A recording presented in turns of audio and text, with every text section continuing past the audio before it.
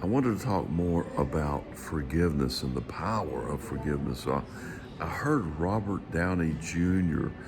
talking about forgiveness, and I guess it was an Oscars award show. It was a short video, and he was talking about finding religion, that Mel Gibson had told him to find some type of spiritual religion. And he said it doesn't matter what it's called as long as it's rooted in forgiveness. And I said, wow, now that is extremely powerful, because with forgiveness, number one, you need to forgive yourself. Maybe you think you did something wrong, but the only thing you really did was you tried something and it didn't really give you the results that you wanted. So you said, well, maybe this isn't the way to go. And then you switch to something else. So some people like to hold on to that as a mistake. Let's not do that. Let's just move on and call it something that I found out didn't work as well as I thought it might.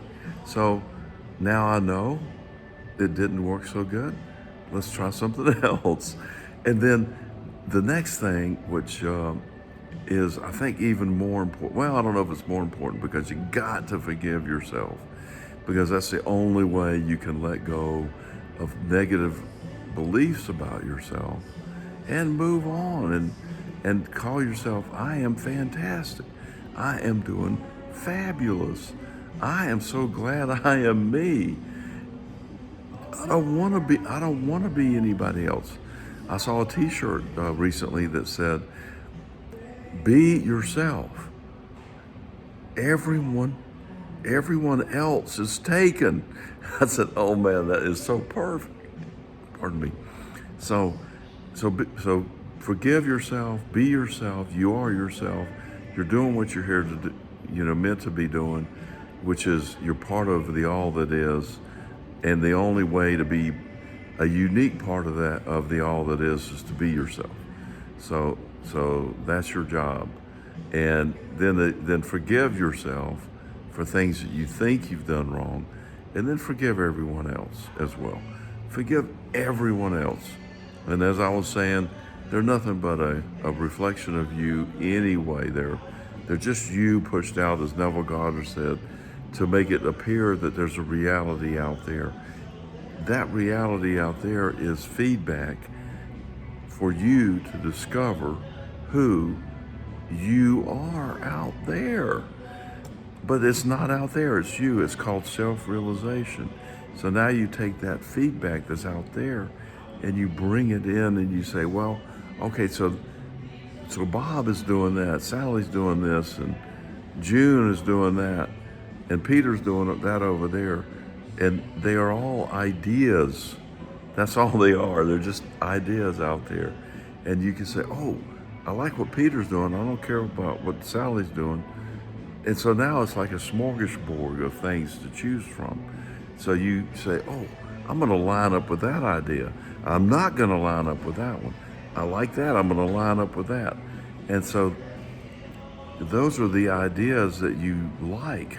And so you pursue your reality by lining up with those frequencies. And so it's like a smorgasbord. You don't want to take, the overcooked Brussels sprouts because they're squishy and you don't really like them. And so you just say, well, I don't think I'll do that. And you say, but I'll take these crispy steamed green beans, for example. I like those. Well, okay, take those. We've all heard the saying, whatever we focus on gets bigger. And so whatever we don't focus on loses interest and energy. Why? Because the energy is coming from us. It has to, because didn't I just say it's reflected out from here, out there to look like a reality? It's our energy. So if we subtract our energy from it, then it's going to go away, because it can't exist without us. So if we worry about things, if we judge ourselves, we don't forgive ourselves, we judge it, and we keep our focus on it, it's going to get bigger. We don't want that. So let's get that off our list that ends up on our plate from the smorgasbord. So we're going to focus on the crispy beans instead of the soggy Brussels sprouts. Those are metaphors, by the way, as you know. So now we have a formula for creating our lives in a better way. And now all we have to do is experiment with that. Let's experiment with it and go with it. Now, we can also incorporate some other ideas like how much time do we need to put into something to make it create? Because we already know that because without time, which there is none, there is actually no physical effort necessary to create. There's only mental energy. Everything already exists in the moment. So then the only thing we need to do is line up with the creator is the creator. We are the observer. We are the selectors. We are the stewards of the energy that comes to us. So it's up to us to be the shepherds of the energy that we wish to participate in. So let's do that. Let's not put any effort and energy thinking that we actually have to create something, because we don't. That'll take us down a whole different road that we don't need to go down. So I've heard through Abraham Hicks that it takes 17 seconds to create a vibrational frequency that has a little power in it. So within that 17 seconds, then we get another burst of energy that is matched up by the universe. So in other words, the universe says, oh, look, Steve is focused on something for 17 seconds. Let's start paying attention to this and start matching that up with some universal energy, if you will. So now, bam, there's a big power in 17 seconds. Not enough to really create a whole bunch of momentum, but let's keep going for another 17 seconds and call it 34 seconds.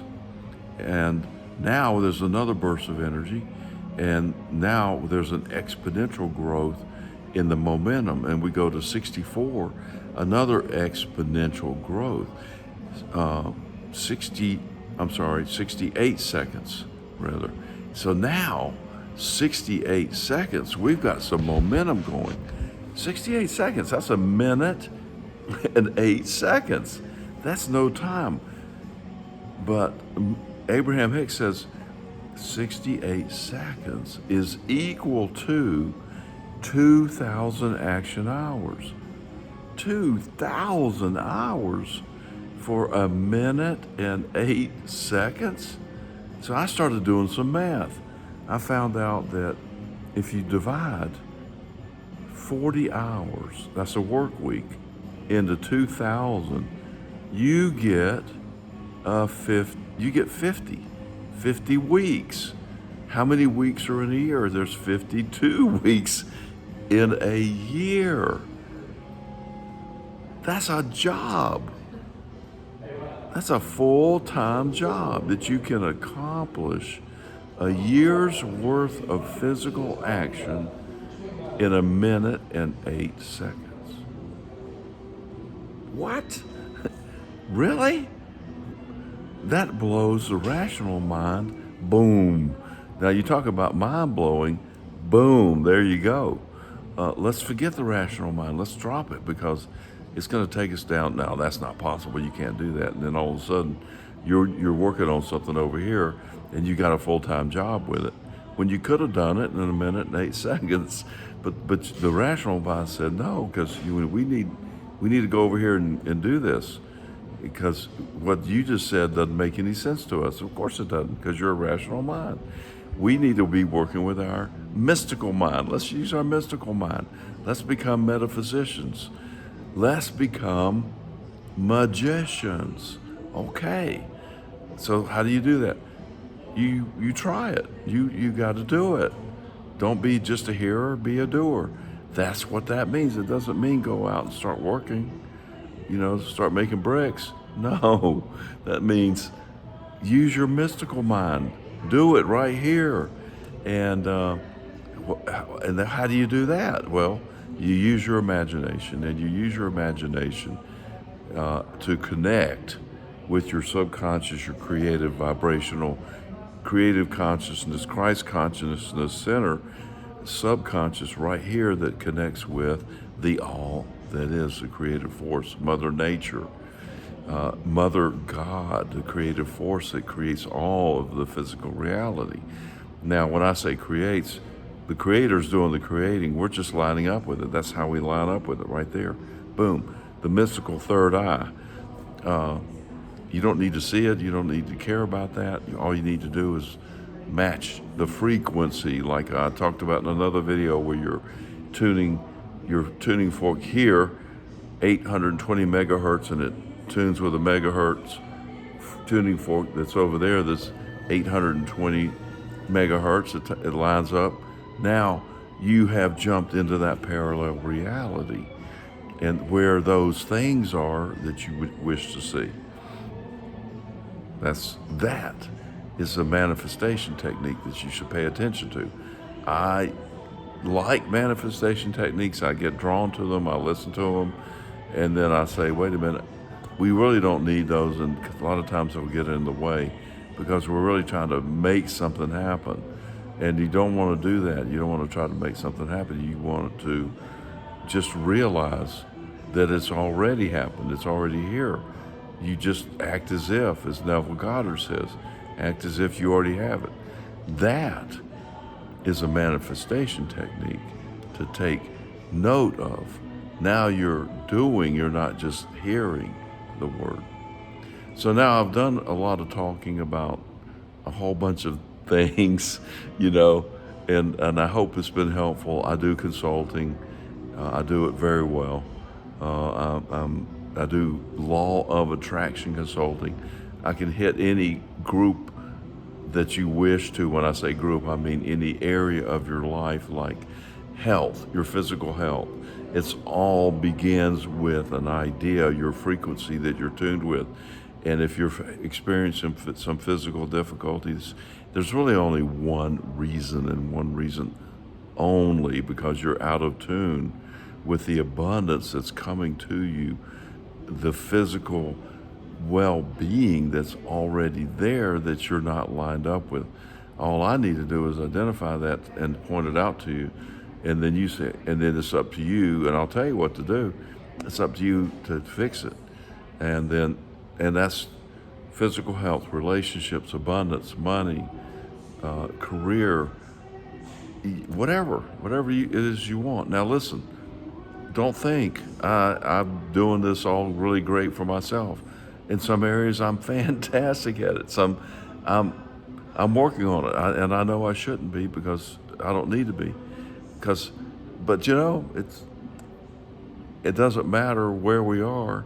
It matters where what we're doing about where we are, where we're going with it. And the physical and non-physical entities that I talk about and listen to are doing the same thing. They are not where they want to be completely, because if they were, then they would have no reason to be. So I still have reason to be, and I'm working on my life. But I can help you with yours, just because I've been doing this for a long time, and also I've adopted some of Neville Goddard's ideas and some of Florence Scovel Shinn's ideas. Florence Scovel Shinn and Neville Goddard both will do a technique that can assist people. I can do that. I've done that many times. I don't usually tell anybody. I just do it because I'm here to serve as much as I possibly can. But if I don't know you, I can't help you. And so as part of my consulting, if you ask me, I'll do that. You have to be ready, willing, and able to receive, and in agreement that you wish to have these things happen before they will, because you're the all-powerful decision maker of your own life. It doesn't matter what I do, really, but if you're aligned with it, then it will matter. So there's another vibrational frequency coming in to assist, and that can be extremely powerful, where there's two minds gathered to create a third, more powerful mind. So I hope this has been helpful. If you wanted the consulting, click the link below. I have a couple of books on Amazon as well. They are called Belief Ideas, and you will see them there on Amazon. Buy them, you'll love them. One of them has how to live happily ever after. That's a pretty good idea right there. So I do appreciate you listening. I hope you've enjoyed listening to this as much as I've enjoyed creating it. And we'll see you on the next one.